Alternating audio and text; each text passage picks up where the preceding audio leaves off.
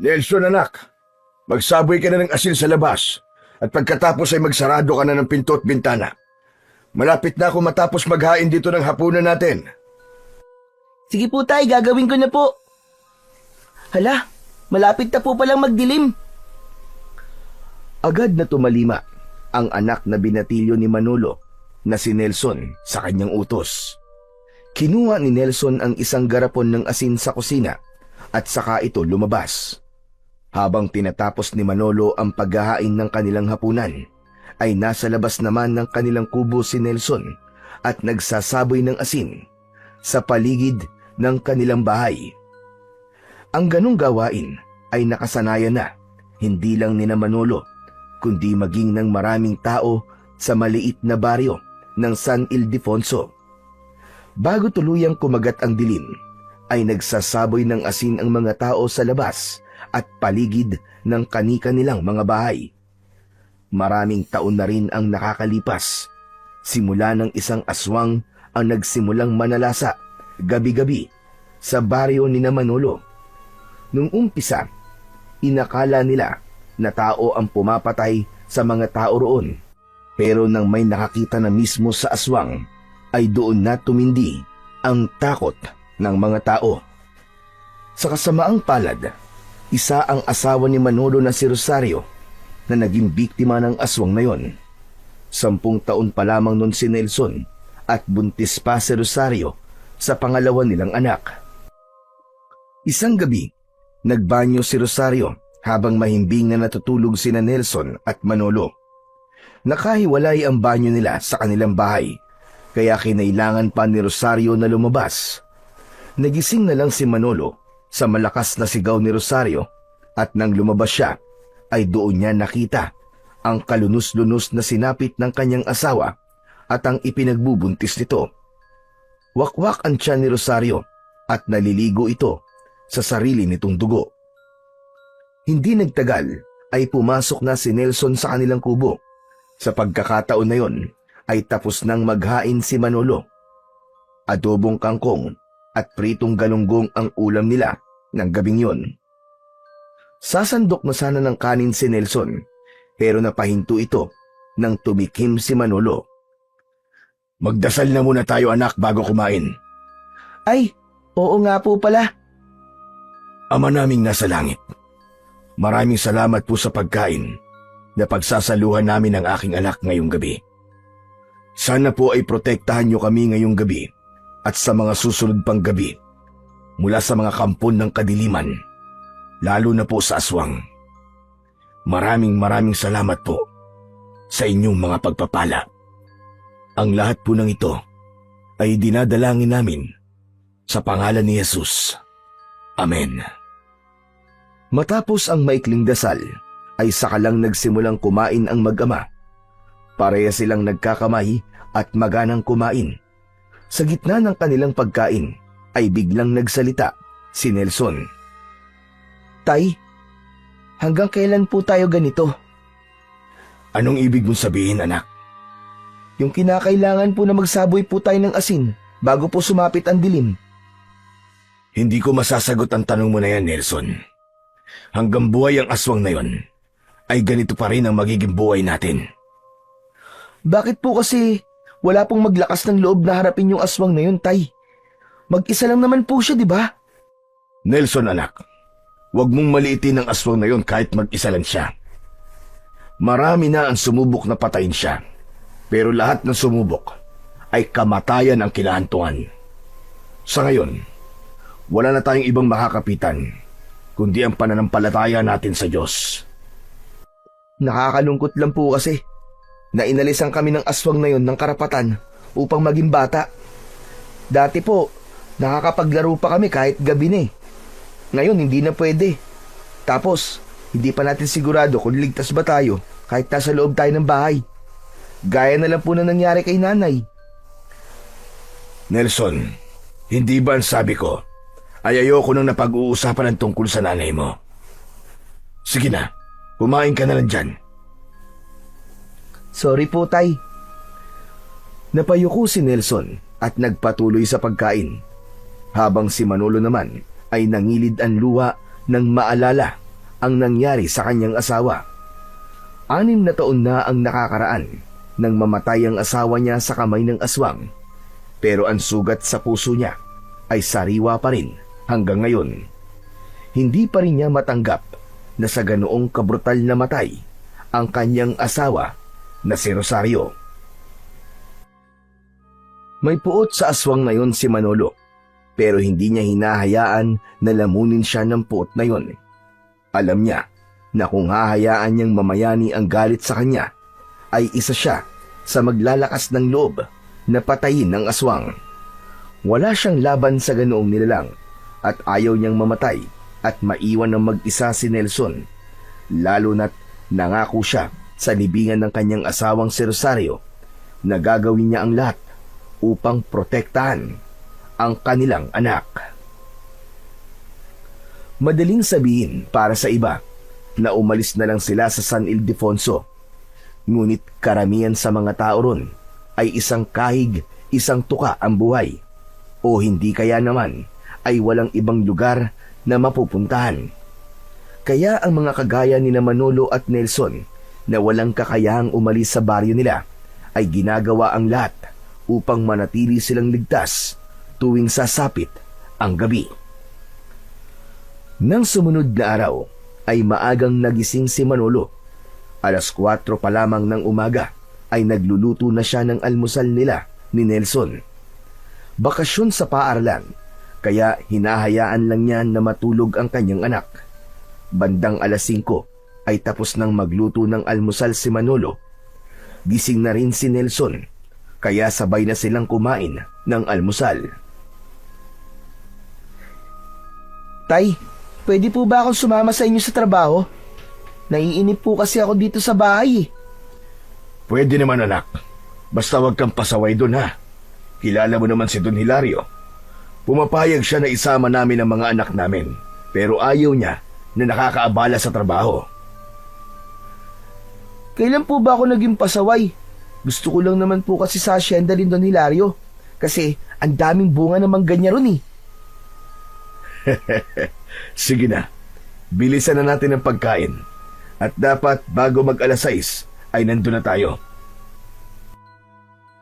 Si Manolo ay isa sa mga magsasakang nagtatrabaho sa asyenda ni Don Hilario. Nag-aararo siya ng palay o hindi naman kaya ay nagtatanim ng mga gulay. Nang mabili noon ni Don Hilario ang napakalawak na bakanting lupa sa San Ildefonso, ay ginawa nito yung asyenda. Para sa mga taong nakatira sa baryong yun, ay malaking tulong ang ginawang yun ni Don Hilario dahil marami sa kanila ang nabigyan ng trabaho at isa na roon si Manolo. Matapos mag-almusal ay nag-asikaso na si Manolo para magtungo na sa asyenda ni Don Hilario. Maya-maya pa ay magkasama na silang naglakad ni Nelson papunta sa kanyang trabaho. Mataas na ang sikat ng araw nang makarating sina Manolo sa malawak na asyenda ni Don Hilario. Agad siyang nagtungo sa palayan, dala ang kanyang karit habang ang iba'y abala naman sa kani-kanilang mga gawain. Tumutulo ang pawis mula sa kanyang noo habang hinahawanan niya ang damo sa gilid ng pilapil. Samantala si Nelson ay abala sa paglalaro sa gilid ng palayan. Tumatakbo-takbo ito at nagpapaanod ng dahon sa kanal. Habang lumilipas ang oras, si Manolo ay unti-unti nang nakakaramdam ng pagod, ngunit wala sa isip niya ang magpahinga dahil kapag nakita siya ni Don Hilario na nagpapahinga, ay paniguradong mapaparusahan siya nito o hindi naman kaya ay tatanggalin sa trabaho kagaya ng ibang trabahador na wala na sa asyenda. Napahinto ang lahat sa pagtatrabaho nang dumating si Don Hilario na sakay ng isang kabayo. Nang hilakbot si Manolo nang makita niya na may isang lalaki ang nakatali ng lubid ang mga kamay habang hila-hila ng kabayo. Baka sa mukha ng lalaki ang hirap at may mga latay ito ng latigo sa braso at sa binti. Bumaba si Don Hilario sa kabayo. Matangkad ito at may matipunong pangangatawan.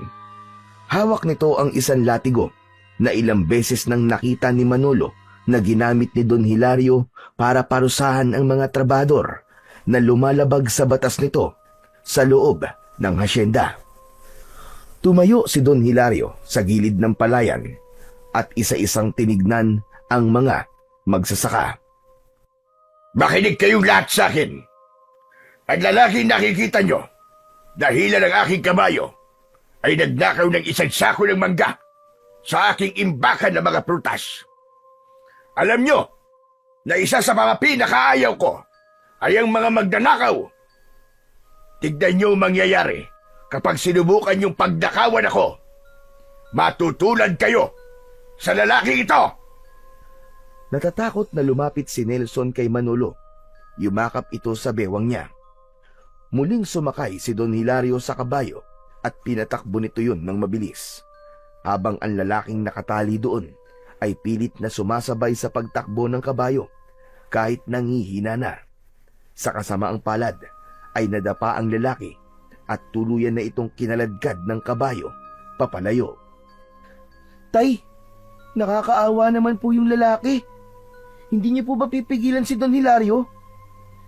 Anak, walang kahit na sino dito ang may lakas ng loob na salungatin si Don Hilario. Dito sa loob ng asyenda, siya ang batas. Para po palang aswang si Don Hilario, Tay. Parehas po silang kinakatakutan at walang naglalakas na loob na labanan siya. Kaya nga anak, huwag kang pasaway. Sige na, bumalik ka na sa paglalaro mo at huwag kang lalayo ha. Huwag ka rin magpupunta sa manggahan at baka mapag-initan ka pa ni Don Hilario kapag nakita ka niya. Marahang tumango si Nelson at bumalik na ito sa paglalaro habang ang kanyang tatay na si Manolo naman ay itinuloy na ang kanyang pagtatrabaho. Ngunit kahit abala siya sa kanyang ginagawa, ay hindi maalis-alis sa isip niya ang imahe ng lalaki na kinakaladkad ng kabayo ni Don Hilario.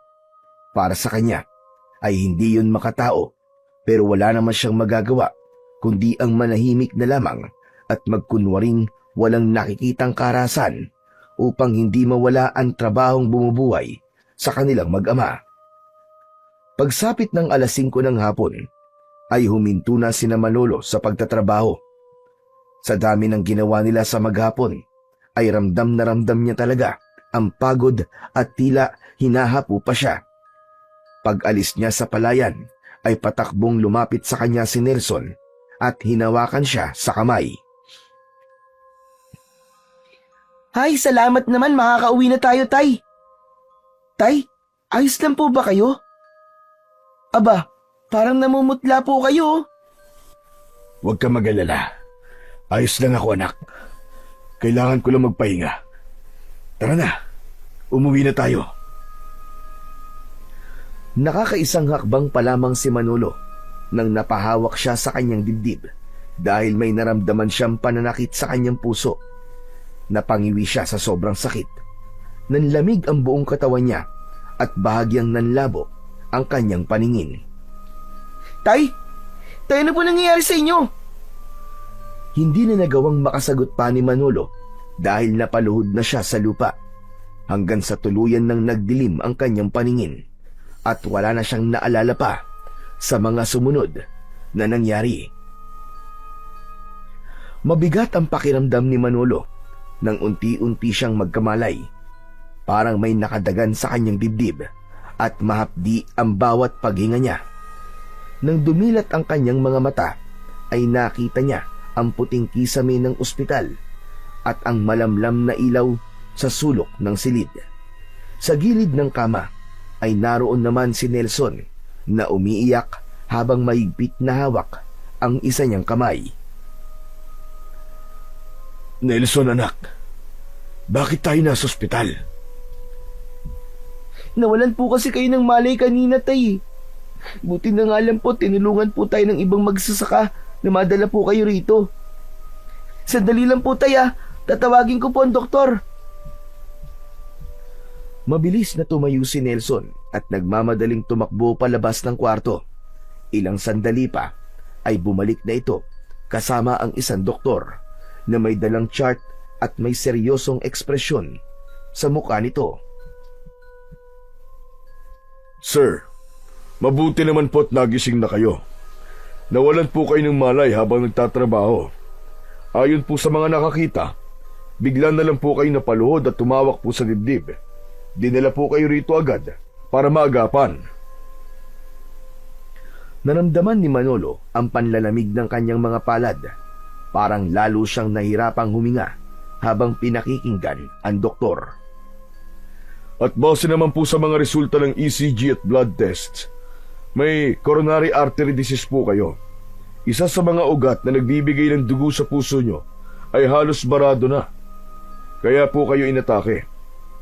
Huwag po kayo mag-alala, pero sa ngayon po, ligtas na po kayo. Pero posibleng maulit ito kung hindi po maagapan. Sabihin niyo po, doktor, kailangan ho ba ako maoperahan? Opo, kailangan niyo po sumailalim sa isang bypass surgery sa lalong madaling panahon. Dahil kung hindi, maaaring lumala po ang kondisyon nyo at magdulot ng mas matinding atake sa puso. Mga magkano po ang kakailanganin para sa operasyon? Ang buong proseso, kasama na ang pre-op test at mismong operasyon, ay aabot po ng humigit kumulang 1 milyong piso. Pero maaari po kayong kausapin ng social worker namin para sa posibleng tulong kung kinakailangan. Parang gumuho ang mundo ni Manolo. Umalingaw-ngaw sa kanya ang perang kinakailangan niya para siya ay maoperahan. Tinignan niya ang anak niyang si Nelson na muling napayuko habang pinupunasan ang luha sa pisngi. Makalipas ang ilang araw na nasa ospital, ay nakauwi na rin sa wakas si Manolo. Maigpit na ibinili ng doktor na iwasan muna niya ang mabibigat na gawain, ngunit alam niya na imposible yon dahil kailangan niyang magtrabaho sa hasyenda ni Don Hilario. Isa pa, nalaman niya na si Don Hilario ang nagbayad ng bills niya sa ilang araw na siya ay nasa ospital.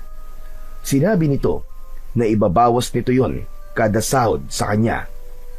Kaya aminado si Manolo na wala siyang karapatan na magpahinga at kailangan na kagad niyang bumalik sa pagtatrabaho kung ayaw niyang magutom sila ng kanyang anak na si Nelson. Isang umaga, nagising si Manolo na may nakahanda ng almusal sa mesa. Labi siyang natuwa dahil maagang nagising si Nelson para ito na ang magluto. Nang maupo siya, ay ipinagtimpla pa siya nito ng kape. Hindi nagtagal, ay sabay na silang kumain na mag-ama. Tay, paano po pala yung pampa-opera nyo? Saan po tayo kukuha ng ganong kalaking pera? Sa totoo lang, anak, hindi ko pa rin alam. Siguro hihingi ako ng tulong sa gobyerno. Ayaw niyo po ba kay Don Hilario humingi ng tulong, Tay? Sigurado po ko, yung 1 milyon po ay barya lamang po sa kanya. Hindi, anak. Mahirap humingi ng tulong sa kanya. Palaging may kapalit. Kung uutang naman ako sa kanya, malamang ay magiging malaki ang tubo nun. Baka patay na ako Hindi pa rin ako tapos magbayad sa kanya. Pero Tay, ang sabi po ng doktor kailangan niyo pong maoperahan sa lalong madaling panahon. Tapos, babalik po kagad kayo sa pagtatrabaho. Baka mapagod po ulit kayo, Tay, at atakihin na naman po kayo. Nelson, anak, alam mong hindi ako pwede magpahinga ng matagal. Magugutom tayong dalawa. Isa pa, kaya ko naman Hindi na lang ako masyado magpapagod sa bukid. Parang ang hirap naman pong paniwalaan na hindi po kayo magpapagod sa bukid, Tay. Ang bibigat po ng ginagawa nyo rin Ano po kaya kung ako po muna ang pumalit sa inyo sa trabaho? Mariing umiling si Manolo. Ramdam niya kung gaano kagusto ni Nelson na tulungan siya. Pero ayaw niyang sa edad nito ay mamumulat agad ito sa pagtatrabaho. Binatilyo pa ang anak niya at ang gusto niya ay sa pag-aaral ito nakatutok. Nelson, anak, alam kong gusto mo akong tulungan. Pero ako ang haligi ng tahanan na ito. Kaya ako ang dapat na magtrabaho at hindi ikaw. Ang dapat na ginagawa mo ay nag-aaral at naglalaro. Ayokong magaya ka sa akin na sa murang edad pa lang ay nagbabanat na ng buto. Hindi na tumutol pa si Nelson pero bakas sa mukha nito ang lungkot nang dahil sa sitwasyon nilang mag-ama. Ipinagpatuloy na nila ang kanilang pagkain at pagkatapos ay dumiretso na sa hasyenda ni Don Hilario para magtrabaho. Kahit kakalabas pa lang ng ospital ay masigasig na nagtrabaho si Manolo, lalo na't naroon si Don Hilario na pinapanood ang bawat galaw ng lahat ng magsasaka. Alam ni Manolo na walang pakialam ang kanilang amo kahit galing siya sa ospital, at kapag nakita siya nitong nagpapahinga ay siguradong matitikman niya ang hagupit ng latigo nito. Matapos ang maghapon na trabaho ay umuwi na si Manolo sa kanilang kubo. Naabutan niya si Nelson na abala sa pagluluto sa kusina. Nakangiti niyang nilapitan ang kanyang anak at tinapik sa likod. Ang bango naman ang niluluto mo, anak. Ano ba yan? Sinigang na hipon po, tay. Napadaan po kasi si Aling Sonia kanina tapos nakita ko po na may nilalako siyang hipon eh. Yun, pinaubos na lang po niya kaya nabili ko po sa mababang presyo. Mabuti na lang talaga at namana mo sa nanay mo ang husay sa pagluluto. O paano? Ikaw na munang bahala dyan at maglilinis lang ako ng katawan ko. Ay tay, sandali lang po. May sasabihin po ako sa inyo. Ano yun? Narinig niyo na po ba yung kumakalat na balita dito sa baryo natin? Yung bagong biktima po ng aswang kagabi? Sandaling natigilan si Manolo. Simula nang matuto ng mag-ingat ang mga tao sa kanilang baryo, ay wala nang nabiktima pa ang aswang. Kaya ang sinabing yun ni Nelson ay talagang gumulat sa kanya. Ano? Sino daw ang nabiktima ng aswang? Yung anak po ni Mang Ruel, tay. Yung buntis po. Pinasok daw po sa bahay. Grabe nga daw po, tay, kasi winakwak po ng aswang yung tiyan ng anak ni Mang Ruel para kunin po yung sanggol. Hindi ba sila nagsaboy ng asin sa paligid ng bahay nila? Nagsaboy naman daw po, tay, pero hindi po nila maintindihan kung bakit nagawa silang pasukin ng aswang. Naisip ko lang po na baka wala talagang epekto ang asin sa aswang na nandito sa baryo natin. Natatakot po ako na baka isang gabi po ay ang bahay naman po natin ang pasukin nun. Anak, huwag ka mag-alala. Kung sakali na pumasok siya rito, ay lalabanan ko siya. Hindi ako papayag na saktan kanya. Sige na, magluto ka na dyan at huwag mo na yung isipin. Dodoblihin natin ang proteksyon natin para hindi makapasok dito ang aswang na yon. Tinapik ni Manolo si Nelson sa balikat bago siya lumabas ng bahay upang magtungo sa banyo. Habang umiigib siya ng tubig sa kanilang balon na nasa likod ng bahay, ay hindi niya naiwasang isipin ang sinabi ng kanyang anak.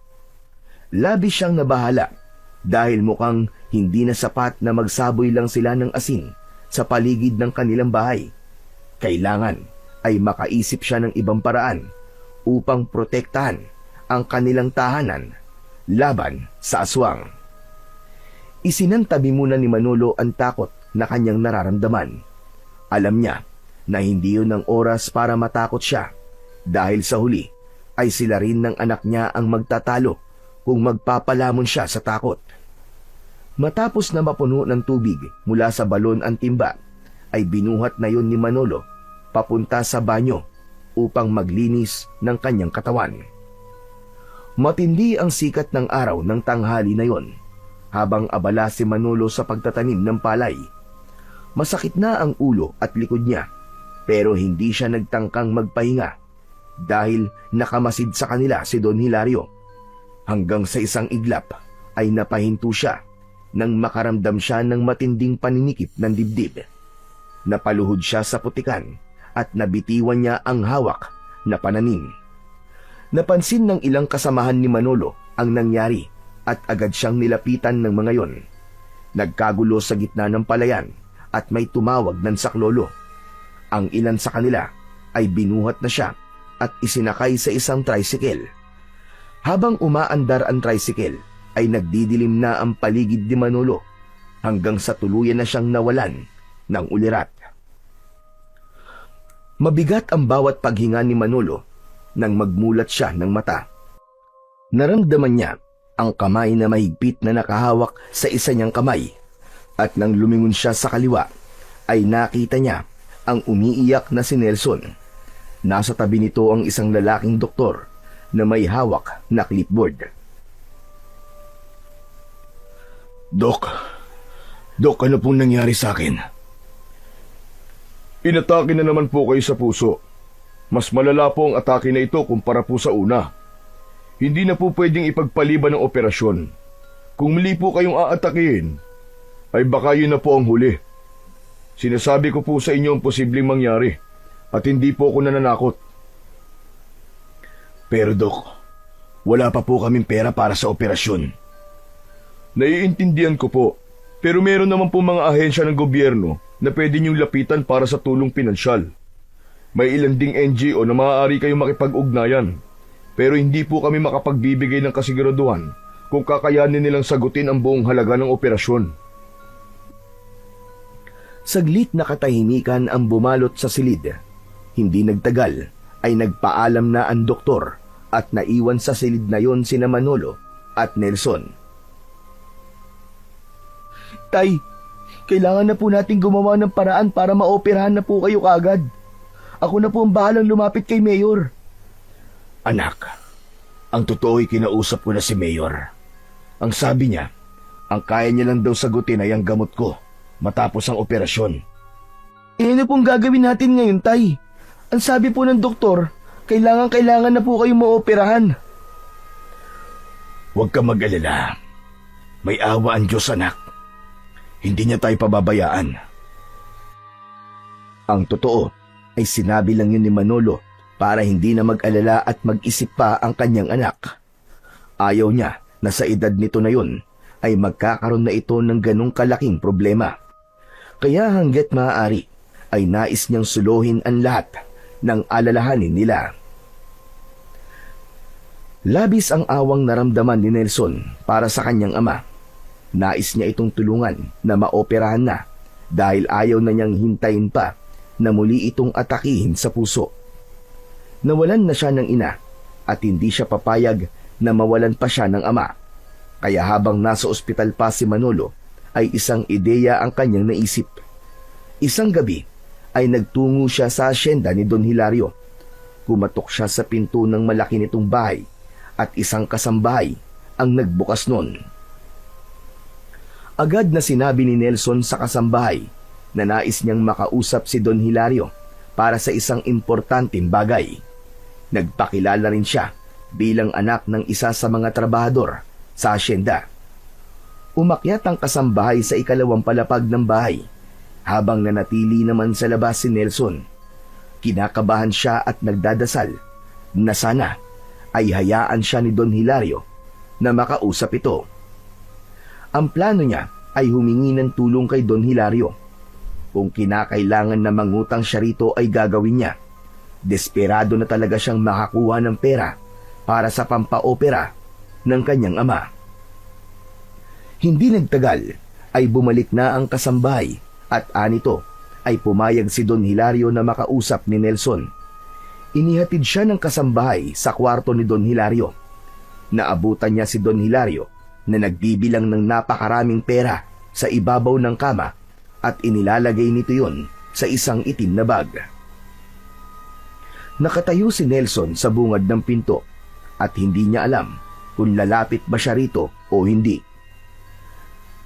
Ano pang tinatayo-tayo mo dyan? Lumapit ka na rito na makapag-usap tayo na maayos.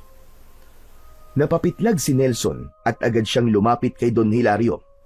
Hindi man lang siya nito tinapunan ng tingin at patuloy lang ito sa pagbibilang ng pera. Hindi ba ikaw si Nelson, yung anak ni Manolo? Ako nga po, Don Hilario. Ano't gusto mo kung makausap? Magbabayad na ba kayo ng utang niyo sa akin? Don Hilario, hindi pa po eh. Iba po ang dahilan kung bakit po ako nandito.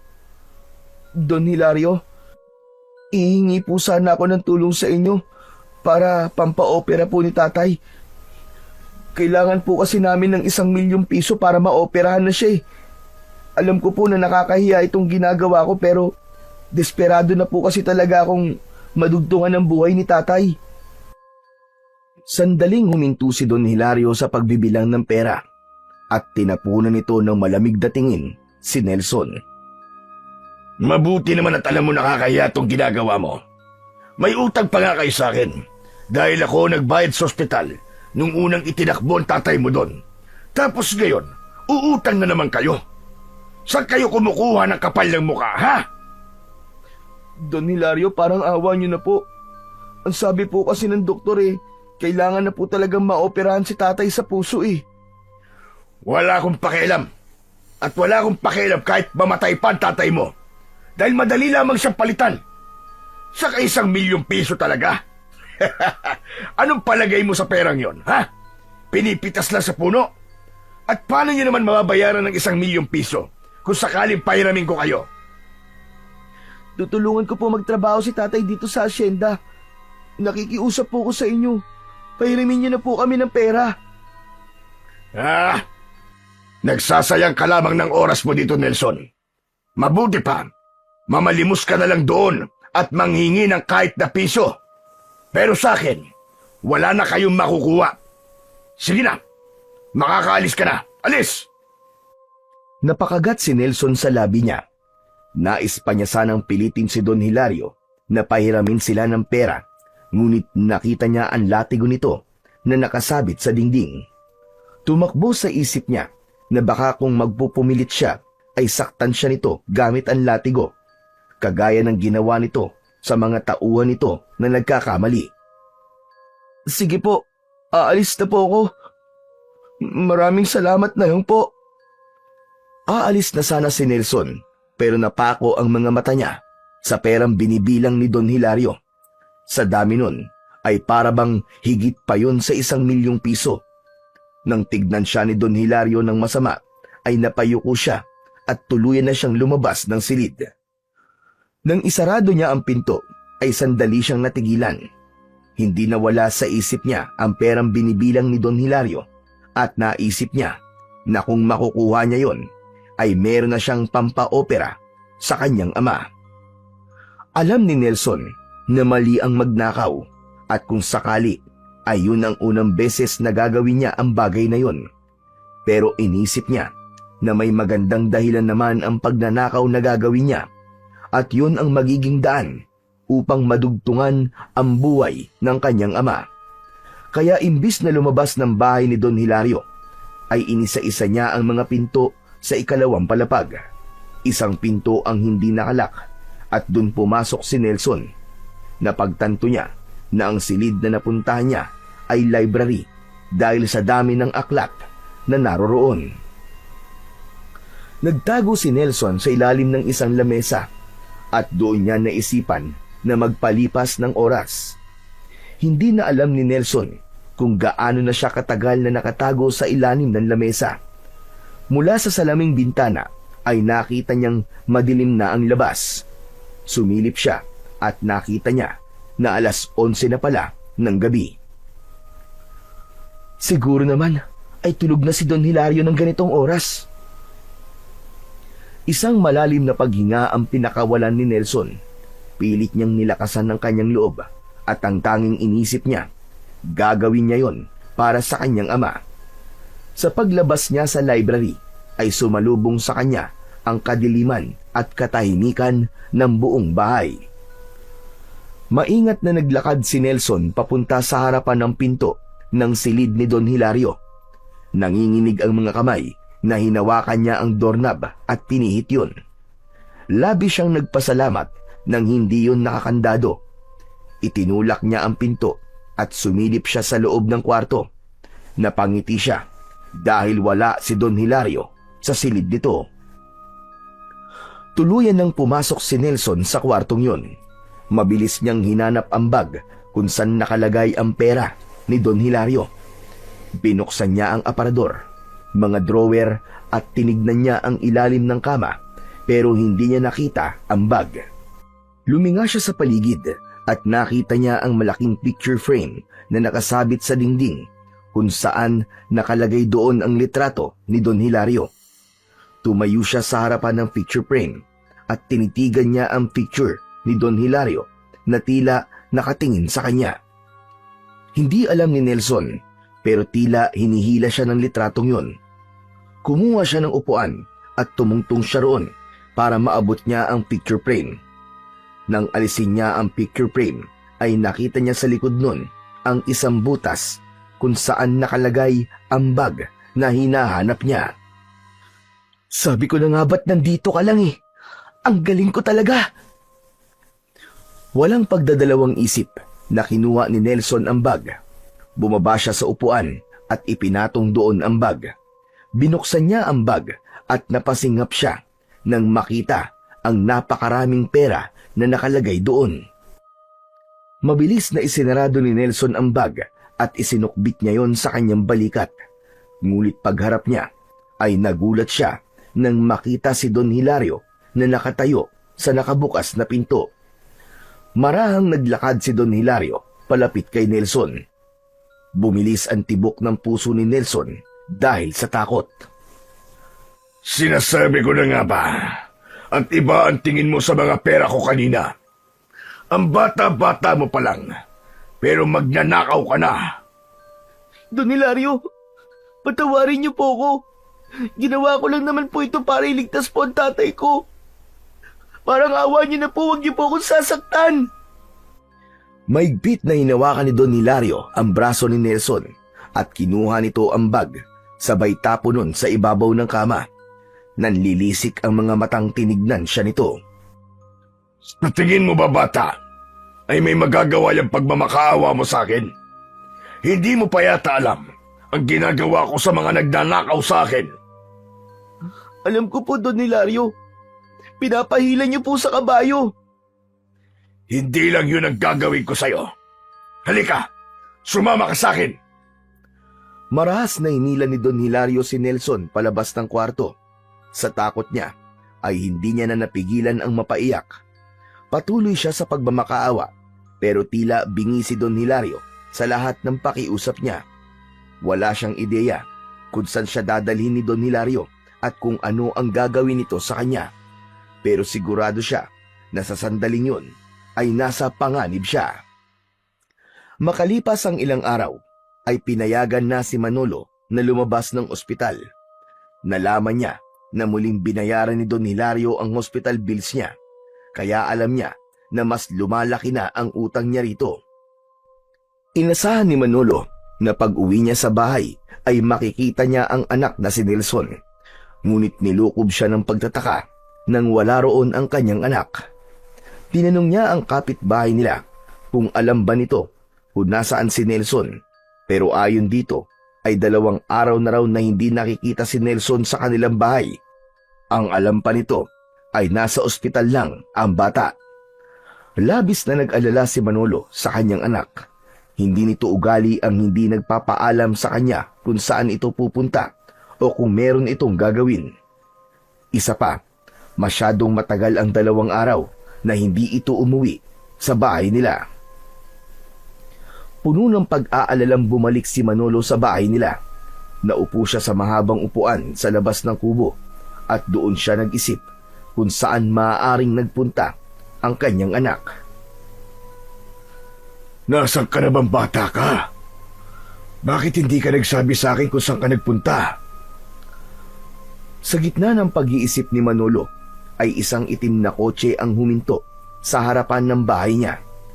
Mula sa kotse na yon ay bumaba si Don Hilario na may madilim na muka. Napatayo si Manolo at hinintay niyang makalapit si Don Hilario sa kanya. Don Hilario, magandang umaga po. Ano pong sadya niyo rito? Tumawag sa akin ng ospital kung saan ka dinala. Ang sabi, nakalabas ka na raw. Kaya agad kitang pinuntahan rito. Don Hilario, may problema po ba? Tungkol po ba ito sa utang ko sa inyo? Salamat po pala ulit sa pagtulong niyo sa akin. Kung hindi po dahil sa inyo, ay hindi po ako makakalabas sa ospital. Wala sa mga nabanggit mo ang dahilan kung bakit ako nandito. Siguro ay alam mo nang nawawala ang anak mong si Nelson. Napatda si Manolo sa narinig. Nanlamig siya dahil wala siyang ideya kung paanong nalaman ni Don Hilario na nawawala ang anak niya. Sa dami ng ginagawa ni Don Hilario, alam niyang wala na itong oras sa mga nangyayari sa baryo nila. Opo, Don Hilario. Tama po kayo. Nawawala nga po siya. Ang sabi po ng kapitbahay namin ay 2 araw na raw pong hindi umuwi ang anak ko dito sa bahay. Paano kung sabihin ko sa'yo na alam ko kung nasaan ang anak mo? Ano po? Sumama ka sa akin at dadaling kita sa kanya. Nais pa sanang magtanong ni Manolo pero tumalikod na si Don Hilario at naglakad pabalik sa kotse nito. Nagtataka man ay sumunod na lang siya sa kanyang amo at sumakay siya sa backseat ng kotse. Habang umaandar ang sasakyan, naisip ni Manolo na magtanong kay Don Hilario pero sinabi nito na kung gusto niyang makita si Nelson ay manahimik na muna siya. Walang nagawa si Manolo kundi ang itikom ang bibig sa buong biyahe habang walang tigil sa pagtibok ng malakas ang kanyang puso. Inihinto ni Don Hilario ang kotse sa tapat ng napakalaki nitong bahay. Nang bumaba ito ay agad na sumunod si Manolo hanggang sa makapasok na sila sa loob. Pagdating sa loob ay patuloy pa rin sa pagsunod si Manolo sa kanyang amo hanggang sa hindi niya na napigilan ang sarili na magtanong. Don Hilario, akala ko po ba'y pupunta tayo kung nasaan si Nelson? Bakit nandito po tayo sa bahay niyo? Kaya nga, pupuntahan natin ang anak mo. Ibig sabihin, nandito po siya. Mahina ba ang utak mo? At hindi mo naiintindihan ang mga sinasabi ko kanina pa? Sumunod ka sa akin para makita mo siya. Isang pinto na nasa ilalim ng hagdan ang binuksan ni Don Hilario. May hagdan doon pababa, kaya nahinuha ni Manolo na papunta sila sa basement. Habang bumababa sa hagdan, ay palakas ng palakas ang kabog ng puso niya. Nang nasa baba na sila, ay binuksan ni Don Hilario ang ilaw at nanlaki ang mga mata ni Manolo nang makita niya si Nelson na nakaupo sa isang sulok habang yakap ang mga tuhod.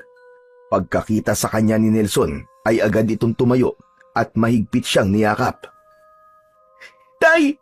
Tay, ayoko na po dito! Gusto ko na pong umuwi! May pagtatakang napatingin si Manolo kay Don Hilario. Bago pa siya nakapagtanong, ay inunahan na siya nitong magsalita. Pinagtangkaan akong nakawa ng pera ng anak mo. Nagpunta siya rito para humiram ng pera. Kasi uoperahan ka raw. Nang magpaalam siya, ay hindi pala siya umalis ng bahay ko. Naghintay siyang makatulog kaming lahat bago siya pumasok sa kwarto ko. Nahuli ko siyang hawak ang bag ko na naglalaman ng pera. Nelson, anak, totoo ba yun? Sorry po, Tay. Sorry po. Nagawa ko lang naman po yun kasi gusto ko na po talaga kayong maoperahan eh. Sorry na po talaga. Kaya dinala ko siya rito sa basement at ikinulong. Huwag ka mag-alala, Manolo. Hindi ko sinaktan ang anak mo.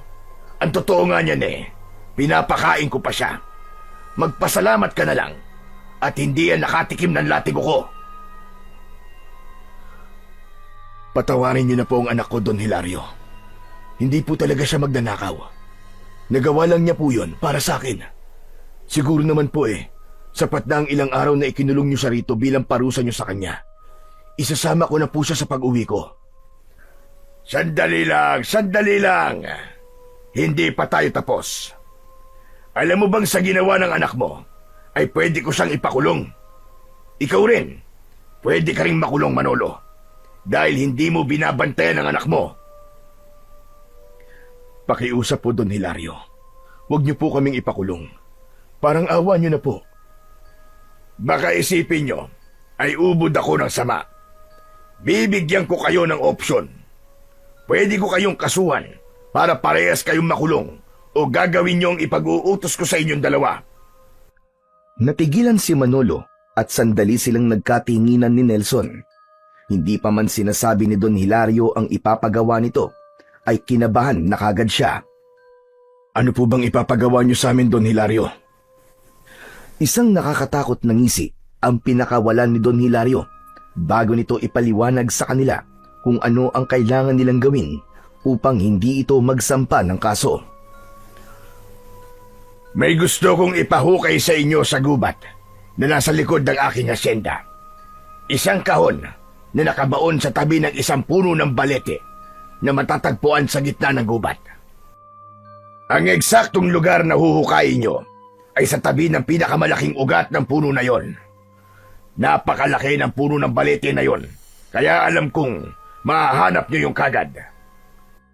Ano po bang meron sa kahon na yon? At bakit kami po ng anak ko ang kailangan magukay? Dapat ko pa bang sagutin ang mga tanong mo, Manolo? O gusto mong tumawag na ako ng pulis ngayon? Hindi na po. Sige po, pumapayag na po kami. Hukayin po namin ang kahon na sinasabi nyo. Basta, wag niyo lang po kaming ipapakulong. Mabuti kung ganon. At ang gusto ko, hukayin nyo yun sa kabilugan ng buwan. Gabi nyo gawin. Dapat ay mahukay nyo yun sa isang gabi lamang. Nagkakaintindihan ba tayo? Dahil sa takot ni Manolo na makulong sila ni Nelson, ay pumayag na siya sa lahat ng sinabi ni Don Hilario. Hindi man siya sigurado sa kung gaano kalalim ang kailangan nilang hukayin, ay hindi niya na yun inisip dahil ang tanging gusto niya lamang ay ang makauwi na sila ng kanyang anak sa kanilang bahay. Matapos ang masinsinang pag-uusap, ay hinayaan na ni Don Hilario na makauwi sina Manolo at Nelson. Tahimik na naglakad ang mag-ama at nang makarating sila sa kanilang bahay, ay nanghihinang napaupo si Manolo habang si Nelson naman ay nakatayo sa tabi ng pinto at nakayuko. Nelson, anak. Alam ko nagawa mo yon dahil sa kondisyon ko. Pero hindi ba sinabi ko na sa ito dati na kahit naghihirap tayo, ay hindi tayo magnanakaw? Alam ko naman po yun, Tay. Pero nang lumapit po kasi ako kay Don Hilario para humiram po ng pera, ay ayaw niyo po akong bigyan. Kahit nakita ko naman po na ang dami-dami niyang perang binibilang. Sorry po talaga, Tay. Hindi ko na po yun uulitin. Hindi na talaga dapat. Dahil talagang magagalit na ako sa iyo. Mabuti na lang at hindi tayo ipinakulong ni Don Hilario. Pero Tay, gagawin ba talaga natin yung sinabi ni Don Hilario na may huhukayin tayong kahon sa gubat? May pagpipilian pa ba tayo, anak? Mabuti nga't yun lamang ang pinagawa niya sa atin eh. Pero, bakit po kaya niya yun ipapahukay sa atin? Wala rin akong ideya, anak. Huwag ka na magtanong sa akin kasi wala rin ako maisasagot sa'yo. Tumayo si Manolo. Lumapit siya sa kalendaryo na nakasabit sa dingding at nalaman niya na sa darating na Biyernes ang kabilugan ng buwan. May 2 araw pa sila para maghanda ni Nelson. Gaya ng anak niya ay wala rin siyang alam kung bakit kabilugan ng buwan kailangan nilang hukayin ng kahon na sinasabi ni Don Hilario. Pero wala na siyang pakialam sa sagot dahil ang gusto lang niya ay magawa nila ni Nelson ang ipinapagawa nito para hindi na sila makulong. Sa lumipas na 2 araw ay patuloy na nagtrabaho si Manolo sa asyenda habang si Nelson naman ay nananatili sa bahay nila at hindi na ito sumasama sa kanya sa trabaho. Natakot na kasi si Nelson na bumalik sa asyenda matapos itong ikulong ni Don Hilario sa basement. Hanggang sa dumating na nga ang gabi kung saan bilog na bilog ang buwan. Matapos ang hapunan, ay naghanda na sina Manolo at Nelson. Nagdala sila ng pala at piko na siyang gagamitin nila sa paghukay. Isinabit din ni Manolo ang itak niya sa kanyang bewang upang kung sakaling makasalubong nila ang gumagalang aswang, ay meron silang magagamit na sandata. Habang naglalakad sa loob ng kagubatan, ay panay ang linga ni Nelson sa paligid. Nakakapit ang isa nitong kamay sa braso ni Manolo, habang ang isa naman ay tangan ang lampara. Tay, nakakatakot naman po dito. Paano kung biglang magpakita po sa atin yung aswang at atakihin po tayo? Kaya nga dinala ko tong itak ko, anak. Saka sa tingin ko, ay wala dito sa gubat ang aswang na yon. Hindi naman niya siguro iisipin na mayroong tao rito sa ganitong oras. Malamang, naroon yun sa baryo at naghahanap ng mabibiktima. Sa bagay, tama ka naman po sa sinabi niyo, Tay. Nagpatuloy na sa paglalakad ang mag-ama. Kahit paano, ay kabisado ni Manolo ang gubat na yon. Nung bata pa kasi siya, ay madalas silang maglaro doon at alam niya ang malaking puno ng balete na sinabi ni Don Hilario. Inabot ng halos kalahating oras ang paglalakad nila bago nila natagpuan ang puno ng balete. Maraming mga baging ang nakalaylay mula sa puno. Nakaramdam ng kilabot si Manolo pagkakita niya sa puno ng balete na parabang kanina pa sila nito hinihintay. Tay, talaga bang gagawin natin to? Hindi po ba ang sabi po ng mga matatanda tirahan po ng kapret engkanto ang puno ng balete? Baka naman po, magambala po natin sila at kung ano po ang gawin nila sa atin. Hingi na tayo kagad ng paumanin sa kanila. Para sigurado, anak. Naglakad sila palapit sa puno at agad na hinanap ni Manolo ang pinakamalaking ugat. Nang makita niya yon, ay tumingala siya sa puno ng balete. Mga kaibigan, para sa mga nilalang na nakatira sa punong ito, ngayon pa lamang ay humihingi na kami ng dispensa. Kung magagambala man namin kayo ng aking anak. May kailangan lang kaming kunin sa lugar na to. Pero nangangako kami na hindi namin sisirain ang inyong tirahan. Matapos sabihin yun ni Manolo, ay isang malamig na hangin ang tila yumakap sa kanya na naging dahilan para magtaasan ang balahibo niya sa braso. Inisip niya na yun ay tugon mula sa mga nilalang na nakatira sa puno na yon. Hindi na nga nagsayang ng oras ang mag-ama at agad silang nagsimulang magukay. Binungkal muna ni Manolo ang lupa gamit ang piko, habang si Nelson naman ang naghuhukay ng lupa gamit ang pala. Napansin ni Manolo na panay ang linga ni Nelson sa paligid at napapahinto ito sa tuwing may naririnig silang huni ng hayop sa kung saan o hindi kaya ay kaluskos. Tay, narinig niyo po ba yun? Ano kaya yun? Huwag mong pansinin ang mga naririnig mo. Basta, mag-focus ka lang sa paghukay. Makalipas ang ilang oras nang walang tigil na paghukay, ay biglang may tinamaan na kung anong matigas na bagay ang piko ni Manolo. Nang sandaling yun, ay halos umabot na sa bewang niya ang lalim ng hukay na kanilang nagawa. Agad nilang hinukay ng mas mabilis ang bahagi ng lupa na yon, at doon na nga nila nakita ang isang kahon na gawa sa isang matibay na klase ng kahoy. Si Manolo ang kumuha ng kahon na halos kasinlaki lamang ng lalagyan ng pambisig na relo at matiim niya yung tinignan. Nagkatinginan ang mag-ama na parehong habol ang paghinga, ngunit bakas ang tuwa sa kanilang mga muka. Yun na po ba yung kahon na sinasabi ni Don Hilario, Tay? Sa tingin ko, ay ito na nga yun, anak. Makakauwi na tayo. Ay, salamat naman. Ang sakit na po kasi ng likod at kamay ko sa kakahukay. Agad na iniligpit ni Manolo ang mga gamit nila at naglakad na sila palabas ng gubat. Nang makauwi na sila, ay ipinatong ni Manolo ang kahon sa ibabaw ng lamesa kung saan sila kumakain. Magkasabay na umupo ang mag-ama at parehas nilang tinignan ang kahon. Tay, ano po kayang laman ng kahon na yan? Buksan po kaya natin? Hindi natin pwedeng buksan yan, Nelson. Hindi sa atin yan. Masama ang makialam ng gamit ng may gamit. Baka nakakalimutan mo na sa ganyang ka napahamak. Sa tingin ko naman po, Tay, hindi po malalaman ni Don Hilario kung titignan man natin yan. Kahit silip lang po. Hindi ba po ba pwede? Hindi pwede. Ang mabuti pa ay maglinis na tayo ng katawan tapos matulog na tayo.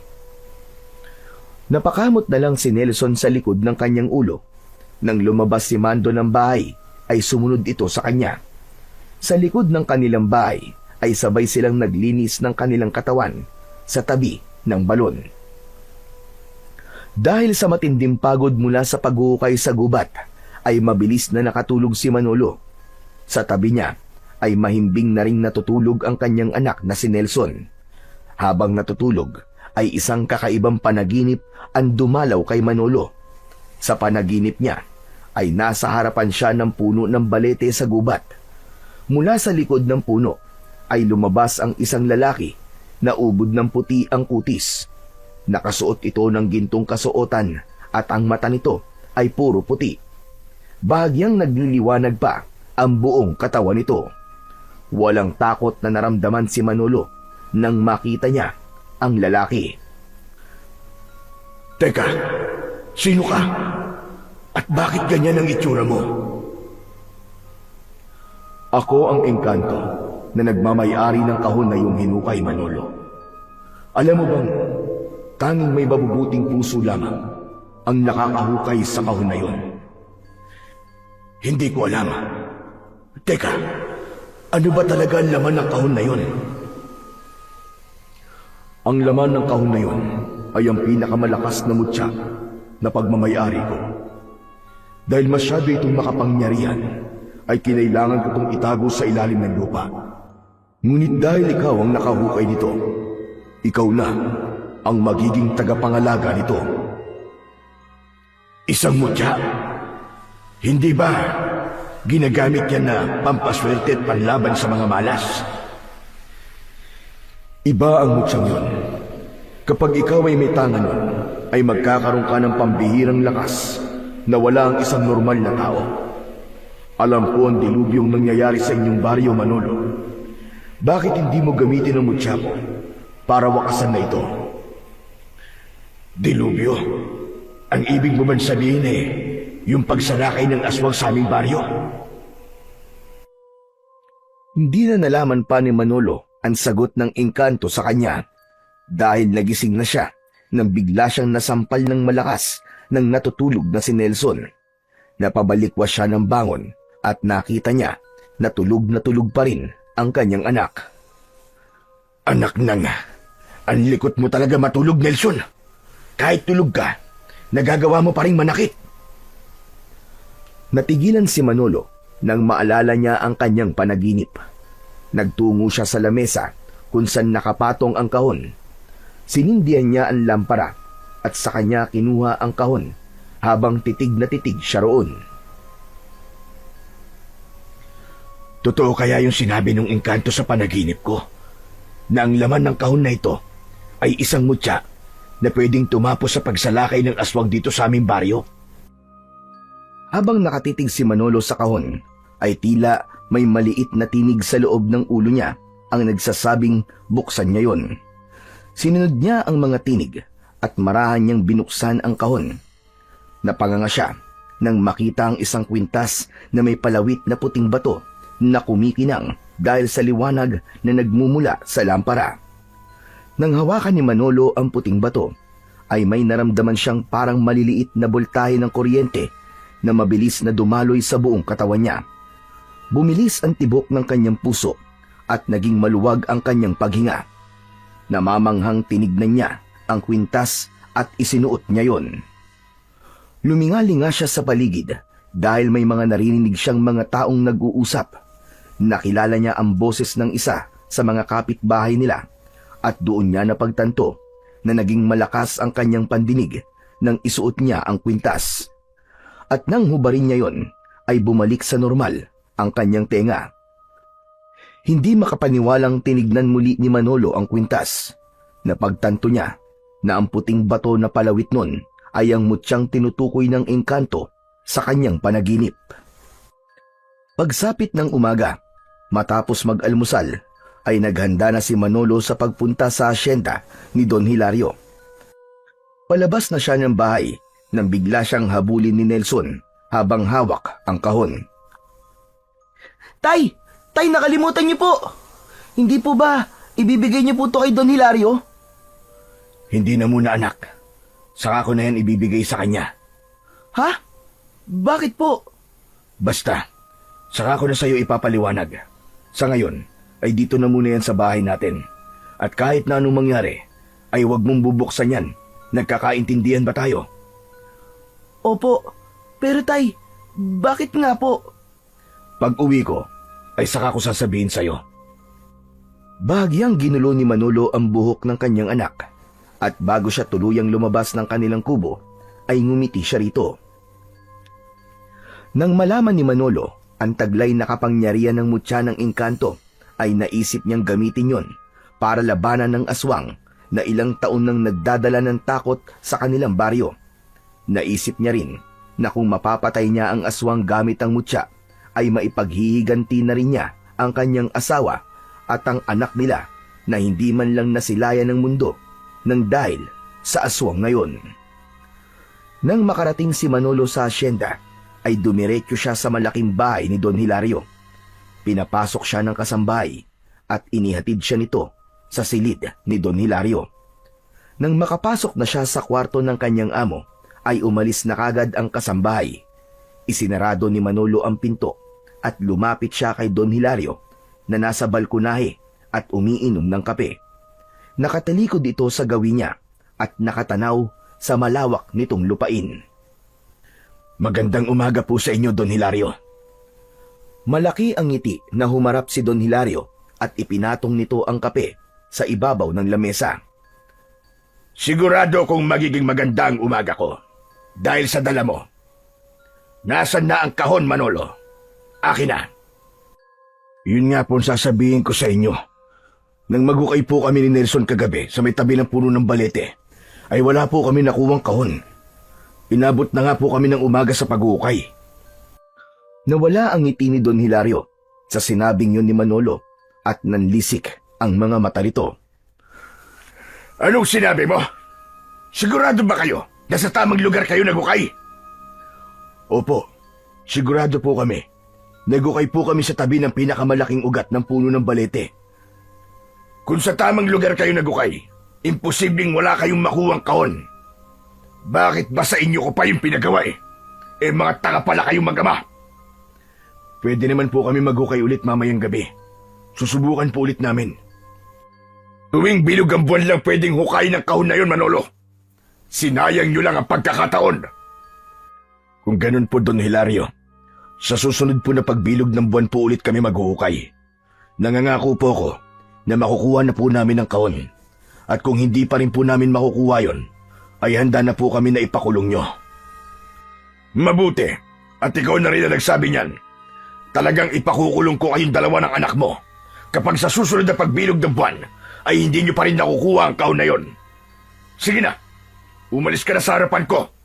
Sinisira mo lamang ang araw ko. Pasensya na po ulit, Don Hilario. Bahagyang yumukod si Manolo sa kanyang amo bago siya lumabas ng kwarto nito. Ramdam na ramdam niya ang galit ni Don Hilario pero wala siyang pinagsisisihan sa kanyang ginawa. Aminado rin siya na hindi tamang nagsinungaling siya pero ginawa lang naman niya yon dahil naniniwala siya na kailangan muna niyang gamitin ang mutya para labanan niya ang aswang. Matapos ang maghapon na pagtatrabaho sa asyenda, ay umuwi na si Manolo sa bahay. Nakita niya sa labas si Nelson na nakikipaglaro ng patintero.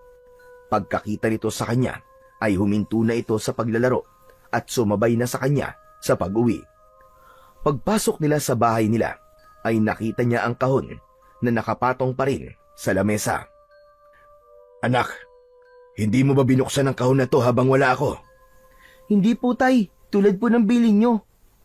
Nagsasabi ka ba ng totoo? Oo naman po, kahit isumpa ko pa po sa kaluluwa ni nanay.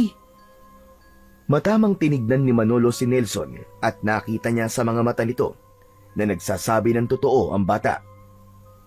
Tay, pwede niyo na po bang sabihin sa akin kung bakit hindi niyo po yan ibinigay kay Don Hilario? Hindi po ba siya nagalit sa inyo nang sabihin niyo po na hindi mo na yan ibibigay sa kanya? Hindi ko sinabing nakuha na natin, anak. Ang sabi ko ay susubukan nating hukayin ulit ang kahon sa susunod na kabilugan ng buwan. Hala, ibig sabihin po nagsinungaling po kayo sa kanya? Hindi po ba sabi niyo po sa akin masama po magsinungaling? Hindi sa pagkakataon na ito, Nelson. Kailangan ko ang mutya na nasa loob ng kahon para labanan ng aswang. Ano po, Tay? Mutya? Mutya po ang laman ng kahon na yan? Ibig sabihin, binuksan niyo po ang kahon? Akala ko po ba, hindi natin yan pwedeng buksan? Magpapaliwanag ako sa'yo. Makinig ka muna sa akin, Nelson. Sa pagkakataon na yon, ay maayos na ipinaliwanag ni Manolo kay Nelson ang lahat. Sinimulan niya sa napanaginipan niyang engkanto at ang mga sinabi nito sa kanya tungkol sa pinakamakapangyarihang mutya na laman ng kahon. Sinabi rin niya kay Nelson ang dahilan kung bakit hindi muna niya ibibigay kay Don Hilario ang kahon. Matapos ang mahabang paliwanag ni Manolo, ay hindi agad nakapagsalita si Nelson. Hindi makita ni Manolo kung nagulat ba ito o namangha sa mga sinabi niya. Kung ganun, Tay, talagang gagamitin niyo po ang mutya sa pakikipaglaban sa mga aswang? Oo, anak. Kailangan kong gawin yon para matigil na ang pagsalakay niya dito sa baryo natin. Isa pa, gusto ko ring ipaghiganti ang nanay mo at ang kapatid mo.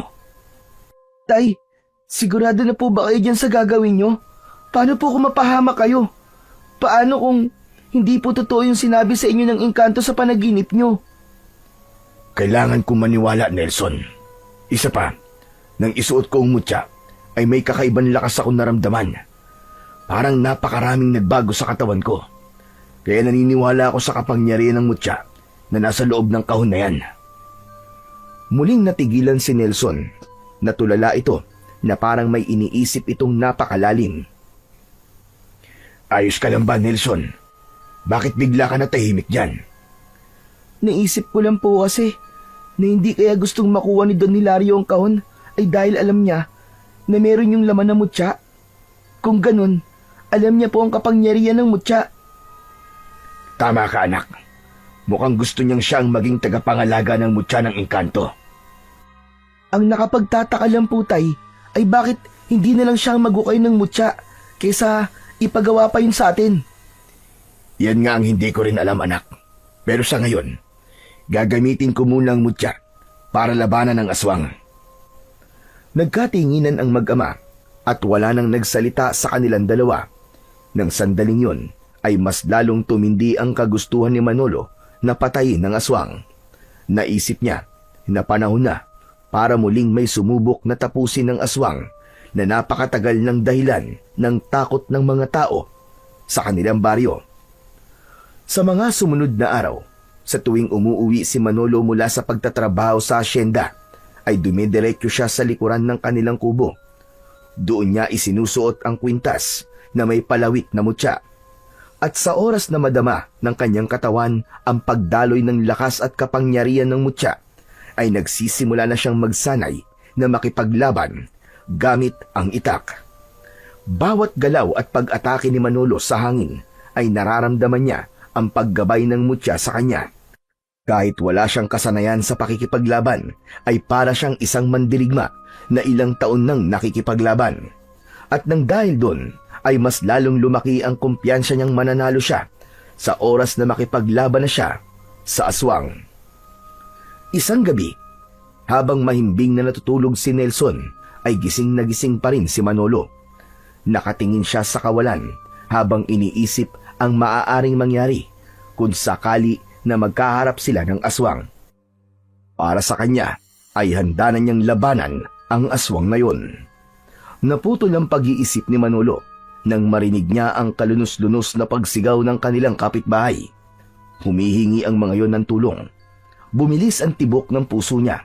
Napatayo siya mula sa pagkakahiga at nagkaroon siya ng hinala na inaatake ng aswang ang kapitbahay nila. Nagising na rin si Nelson at may pag-aalangang tinignan ang tatay niya. Tay, may aswang po yata sa kapitbahay natin. Tama ka, anak. At oras na para gamitin ko ang mutya. Mula sa kahon na lalagyan nila ng damit ay inilabas ni Manolo ang kahon. Binuksan niya yon at kinuha ang mutya. Walang pagdadalawang isip na isinuot niya yon sa kanyang leeg. Kinuha niya ang kanyang matalas na itak sa kusina at lalabas na sana siya nang biglang hawakan ni Nelson ang kamay niya. Napahinto siya at tumingin sa kanyang anak. Tay, huwag ka pong mamamatay ah. Hindi ko po kayang mawala kayo. Huwag niyo po akong iiwan na gaya ni nanay. Hindi ako mamamatay, anak. Kung meron mang mamamatay ngayong gabi, yun ay ang aswang at hindi ako. Dito ka lang, anak. Huwag kang lalabas kahit na anong mangyari. Tumango si Nelson at binitiwan siya nito. Naramdaman niya ang tiwala ng anak niya sa kanya, kaya mas lalong lumakas ang kanyang loob. Paglabas ni Manolo ng bahay, ay naramdaman niya kagad ang pagbuhos ng kakaibang lakas sa kanyang katawan na parang apoy na gumagapang mula sa kanyang dibdib patungo sa bawat hibla ng kanyang laman.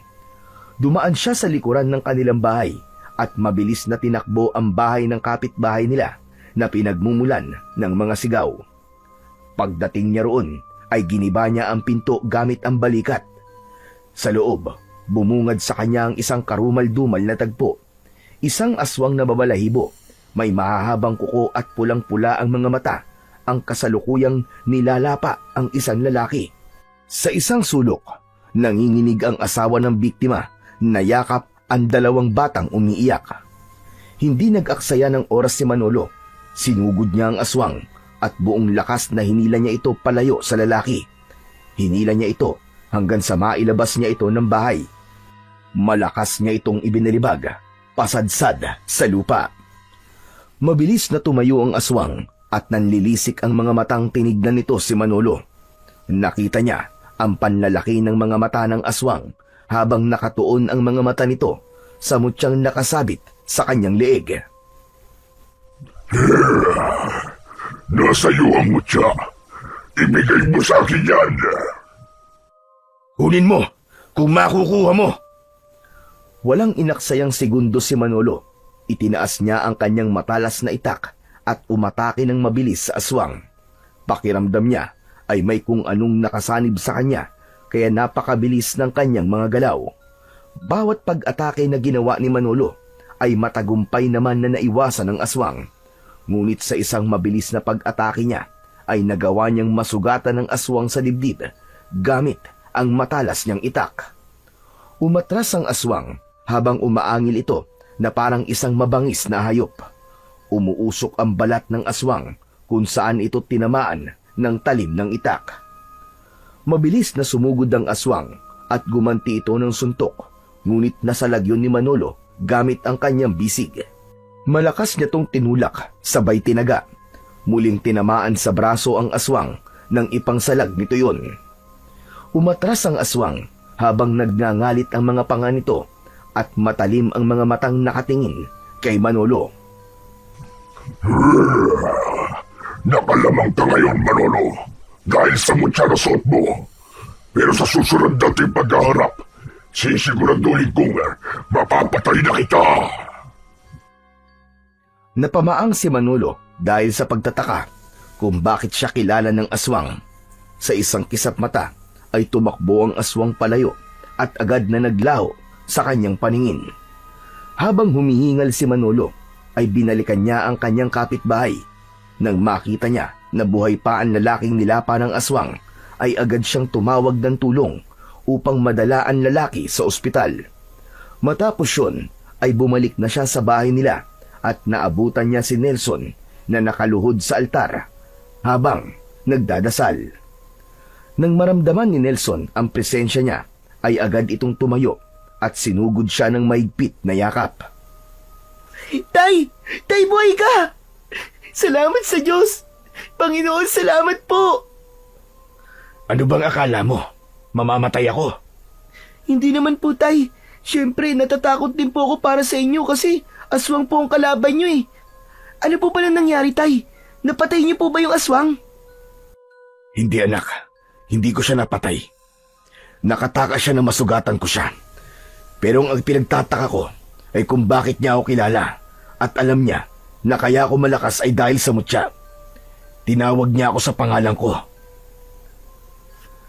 Natigilan si Nelson at nahulog ito sa malalim na pag-iisip. Hindi nagtagal ay tumingin ito sa kanya habang nanlalaki ang mga mata. Tay, hindi po kaya taga rito lang po sa atin yung aswang na yun? Baka sa umaga po ay tao siya at sa gabi nagiging aswang siya. Naisip ko lang po na baka isa siya sa mga kakilala niyo rito sa baryo, kaya alam niya po ang pangalan niyo. Ang talino mo talaga, anak. Manang-mana ka talaga sa akin. Siyempre naman po, Tay. Sayang naman po ang pagpapaaral niyo sa akin kung hindi ko po gagamitin ang utak ko. Pero anak, sino sa mga kakilala kong aswang? Sa dami ng kakilala ko rito sa baryo, mahihirapan tayong matukoy kung sino sa kanila ang aswang. Yan po ang problema natin ngayon, Tay. Sa tingin ko po kasi ay mas magiging madali kung alam natin kung sino ang aswang dito sa baryo natin. Ang lamang lang po niya sa inyo ngayon ay kilala niya kayo, Tay. Natahimik ang mag-ama na pagtanto ni Manolo na tama ang kanyang anak. Habang nag-iisip ay hindi siya makapaniwala sa posibilidad na isa sa mga kakilala niya sa kanilang baryo ang aswang na ilang taon nang nananalasa sa baryo nila at pumatay sa kanyang asawa't anak. Nangako siya sa kanyang sarili na kahit sino pa ang aswang ay papatayin niya pa rin ito. Dahil sa dami ng buhay na kinuha nito sa mga nakalipas na taon, naniniwala siyang kamatayan ang nararapat na kaparusahan para dito. Simula nang magkaroon si Manolo at Nelson ng hinala na maaaring isa sa mga kakilala ni Manolo ang aswang na umatake sa kapitbahay nila, ay naging mas mapagmatsyag si Manolo sa bawat taong kanyang nakakasalamuha. Sinimulan niyang obserbahan ang kilos ng bawat kasamahan niya sa trabaho, ang mga tingin, mga galaw at kung paano makisalamuha sa iba. Lahat ng yon ay matama niyang pinag-aralan, ngunit sa bawat araw na lumilipas ay wala siyang nakitang senyales ng pagkakaiba ng mga ito at lahat ay tila ordinaryong tao lamang. Kaya naman, nanatiling palaisipan sa kanilang mag-ama kung sino ang nilalang na may alam ng kanyang pangalan at ang tungkol sa suot ng mutya. Isang hapon, pagod na umuwi si Manolo mula sa pagtatrabaho. Umupo siya kagad at napansin niya si Nelson na abala sa kusina. Naamoy niya ang niluluto nitong adobo. Nang makita siya ni Nelson, ay lumapit kagad ito sa kanya. Tay, mukhang pagod na pagod po kayo ah. Sinabi mo pa. Paano? Bukod sa pagtatrabaho, ay isa-isa ko pang minamatyagan ng mga katrabaho ko. Pero wala talaga akong makitang kakaiba sa kanila, anak, para masabi ko na siya ang aswang. Ako nga rin po, Tay. Nagmamatsyag din po ako sa mga tao dito sa baryo. Pero wala akong makita na pwedeng maging aswang. Mga mukhang aswang meron po. Pero yung literal na aswang talaga, wala po eh. Ikaw talagang bata ka. Hindi bali, anak. Sa oras na muling umatake yung aswang, ay haharapin ko na lang ulit siya at sisiguraduhin ko na sa oras na yon ay mapapatay ko na siya. Pero Tay, hindi niyo po ba naisip na baka gamitin niya po ang lamang niya sa inyo? Nakilala niya po kayo? Hindi agad nakapagsalita si Manolo sa sinabi ng kanyang anak. Kung hindi pa yun sinabi ni Nelson, ay hindi niya mapagtatanto na posible nga yung mangyari. Maaaring saktan ng aswang si Nelson dahil sa alam ng aswang kung sino ang mahal niya sa buhay. Sa posibilidad na yon ay mas tumindi ang kaba ni Manolo at napagtanto niya na kailangan nilang mag-ingat na mag-ama. Sa gitna ng pag-uusap nila ay nakarinig sila ng ugong ng sasakyan sa labas ng kanilang bahay. Sabay silang napatingin sa nakabukas na pinto at mula roon ay nakita ni Manolo ang isang pamilyar na sasakyan. Bumaba doon si Don Hilario at matikas na naglakad palapit sa bahay ni Manolo. Aba Tay, si Don Hilario yun ah. Ano po kayang kailangan niya? Lumabas si Manolo at sinalubong si Don Hilario. Magandang hapon po sa inyo, Don Hilario. Manolo, pwede ba tayo mag-usap sa loob? Sige po, pasok po kayo. Pinauna ni Manolo na pumasok si Don Hilario bago siya sumunod dito. Umupo si Don Hilario sa pang-isahang upuan habang sina Manolo at Nelson naman ay sa mahabang upuan. Nelson, anak, lumabas ka na muna at may pag-uusapan lamang kami ni Don Hilario. Hindi mo na siya kailangan palabasin, Manolo.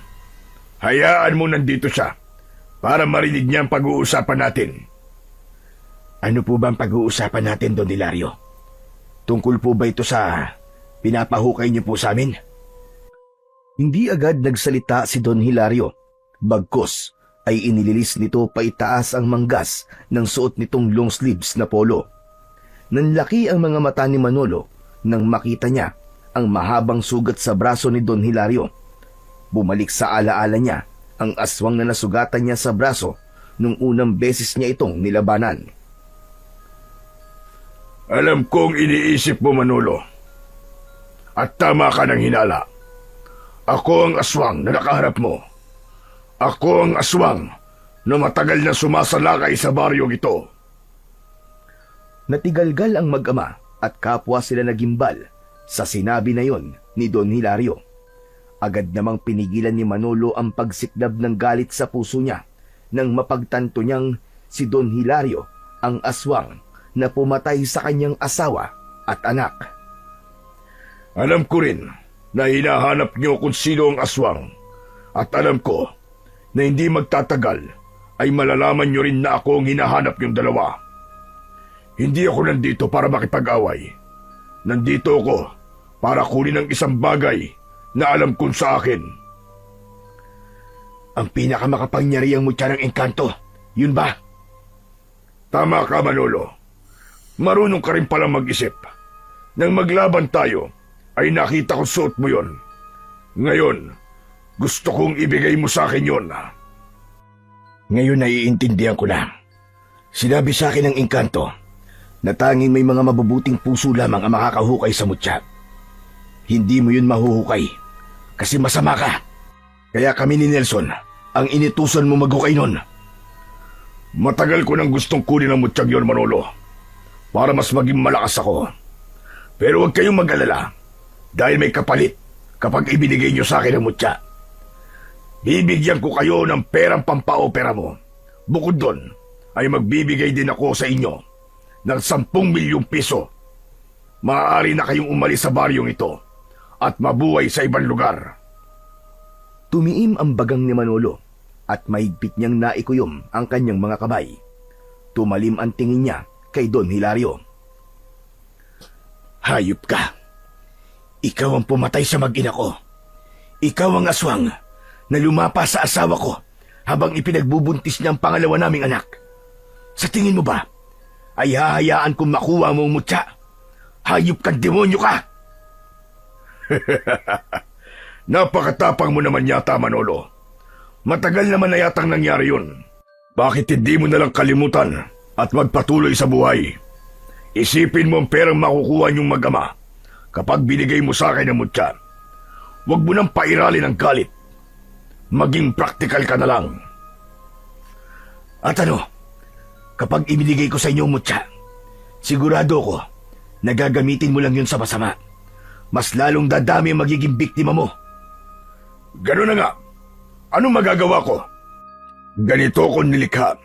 Ipinanganak ako para pumatay ng tao dahil kayo ang pagkain ko. Pues, makakaalis ka na, Don Hilario.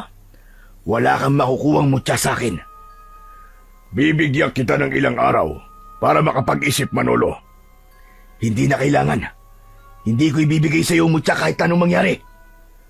Biglang tumayo si Nelson at kinuha nito sa kusina ang itak. Itinutok nito yon kay Don Hilario na ikinagulat naman ni Manolo. Umalis ka na rito, demonyo ka! Kaya pala sama ng ugali mo! Kasi aswang ka! Pinapahanga niyo ko, mag-ama. Masyado kayong matatapang. Tignan na lang natin kung hanggang saan ang tapang niyo. Kahit may mutya ka pa, Manolo, ay hindi ka mananalo sa akin. Magagaya ka lamang sa asawa at anak mo. Tumayo si Don Hilario at malalaki ang hakbang na naglakad palabas. Nang marinig nila ang pag-alis ng sasakyan nito, ay hindi na napigilan pa ni Manolo ang pagdaloy ng kanyang mga luha. Hindi siya makapaniwala na ang aswang na pumatay sa kanyang mag-ina ay matagal na pala niyang kilala. Sa kabila ng kalupitan ni Don Hilario, ay mas pinili pa rin niyang igalang ito dahil ito ang nagbigay sa kanya ng trabaho. Ibinaba ni Nelson ang itak upang yakapin si Manolo. Hayop siya, Nelson. Wala siyang puso. Sa tingin ba niya ay mababayaran niya ng pera ang buhay na kinuha niya?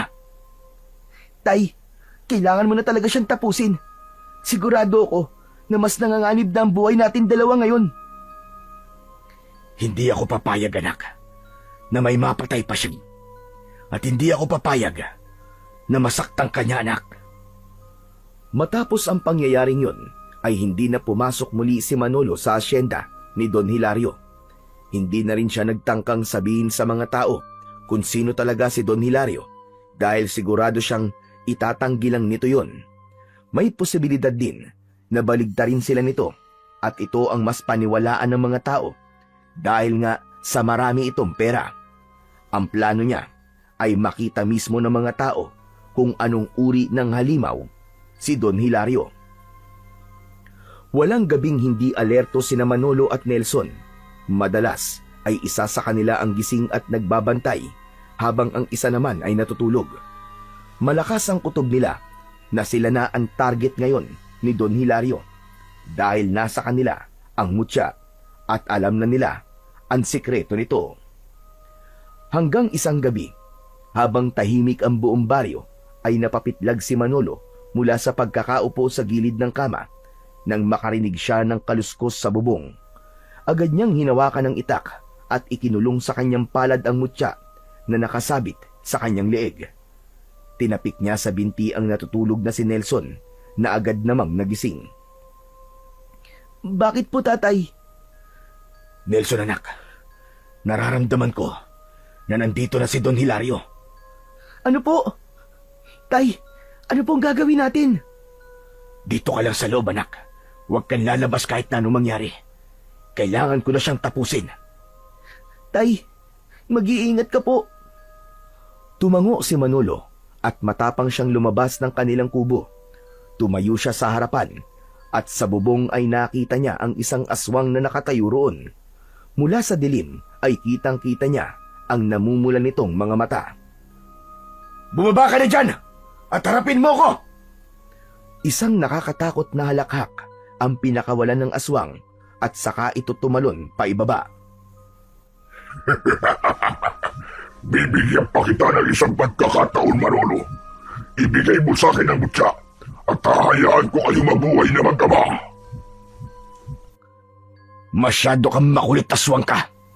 Ilang beses ko man dapat sabihin sa'yo na wala akong balak na ibigay sa'yo ang mutyang ito. Naggalit ang ngipin ng aswang at sa isang iglap ay bigla itong umatake. Napakabilis nito na para bang isa itong kidlat. Isinangga ni Manolo ang itak sa matutulis na kuko ng aswang at doon na nga nagsimula ang kanilang sagupaan. Nagpalitan ang dalawa ng pag-atake at pagdepensa. Sa una ay lumalamang si Manolo. Bawat sugat na natatamo ng aswang ay umuusok ito dahil sa kapangyarihan ng mutya. Nang marami ng sugat si Don Hilario ay umatras ito habang bakas sa muka ang sakit. Ramdam na ramdam ni Manolo ang ibinibigay sa kanyang lakas ng pinakamakapangyarihang mutya. Ano, Don Hilario? Sumusuko ka na ba? Hindi porket nakakalamang ka ay kailangan ko ng sumuko. Hindi ako titigil hanggat hindi ko nakukuha ang mutya at hindi kita napapatay. Muling nagpatuloy ang kanilang sagupaan. Hindi nagtagal ay biglang bumaliktad ang laban. Sa isang mabilis na galaw ay sinunggaban ni Don Hilario si Manolo. Maigpit siya nitong niyakap sa bewang at saka siya malakas na ibinagsak sa lupa. Bago pa makabawi si Manolo ay pinilipit ng aswang ang kanyang braso at sinundan nito yon ng malakas na tadyak sa kanyang dibdib. Kumalat ang sakit sa katawan niya at nabitiwan niya ang itak. Malakas na sinipa ni Don Hilario ang itak at tumalsik yon malapit sa pinto ng kanilang bahay. Binitiwan ng aswang si Manolo at tumayo ito sa harapan niya habang nakangisi ng malaki. Paano ba yan? Wala ka ng sandata.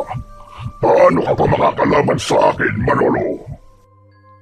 Tumiim ang bagang ni Manolo habang nakaupo sa lupa hanggang sa nakita niya na kinuha ni Nelson ang itak at walang pagdadalawang isip itong tumakbo pasugod sa aswang. Isinaksak ni Nelson ang itak sa tagiliran ng aswang. Napaluhod ng aswang habang hawak ang tagiliran. Tay! Ang itak niyo po!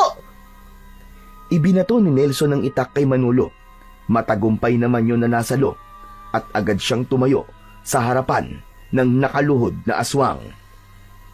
Nakalimutan mo yatang dalawa kaming kalaban mo.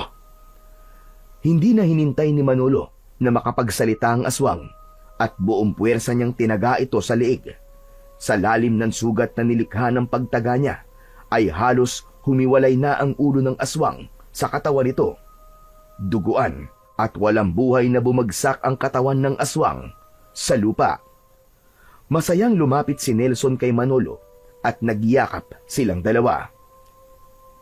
Ang galing mo, Tay! Napatay niyo na po ang aswang! Talo na sana ako, anak eh. Kung hindi mo lamang ako tinulungan. Maraming salamat, anak. Siyempre naman po, hindi ko po kayo pwedeng pabayaan, no? Tatay ko po kayo eh. Salamat, anak. Sa wakas, naipaghiganti na rin natin ang nanay at kapatid mo. Pati na rin ang mga taong pinatay ng hayop na Don Hilario na yan. Sa pagtingin ni Manolo sa paligid, ay napansin niya ang mga taong nakasilip sa bintana at pinto ng kani-kanilang mga bahay. May ilan na lumabas at naglakad palapit sa kanila. Mga kasama, magsilabas kayo sa inyong mga bahay. Tignan nyo kung sino ang aswang na matagal na nananalasa dito sa ating baryo. Lumapit kayo rito para makita nyo kung sino ang pumapatay sa mga mahal natin sa buhay. Mas dumami ang mga taong lumapit upang makita ang walang buhay na aswang na nakahandusay sa labas ng bahay ni Manolo. Lahat ay nasaksihan ang unti-unting pagbabalik ng anyo ng aswang sa pagiging tao hanggang sa tuluyan na yung naging si Don Hilario. Binalot ng gulat ang lahat ng tao habang si Manolo ay inakbayan si Nelson at magkasama silang pumasok sa kanilang tahanan. Makalipas ang ilang araw, ay tuluyan na ngang bumalik ang kapayapaan at katahimikan sa baryo ni Manolo. Matapos mamatay ng aswang, ay namuhay na ng normal ang lahat at nawala na ang takot nila sa tuwing sumasapit ang gabi. Isang umaga, nagtungo sina Manolo at Nelson sa ospital para muling magpates si Manolo. Napansin kasi niya na hindi na sumasakit ang dibdib niya nitong mga nakaraang araw at umasa siya na magkakaroon ng panibagong resulta ang mga test na isasagawa sa kanya.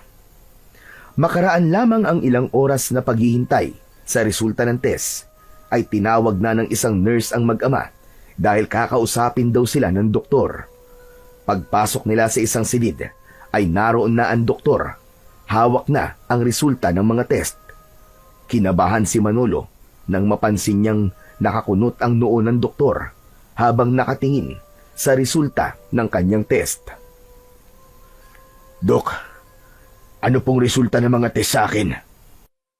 Manolo, base sa resulta ng iyong mga pagsusuri, ay wala na pong problema sa inyong puso.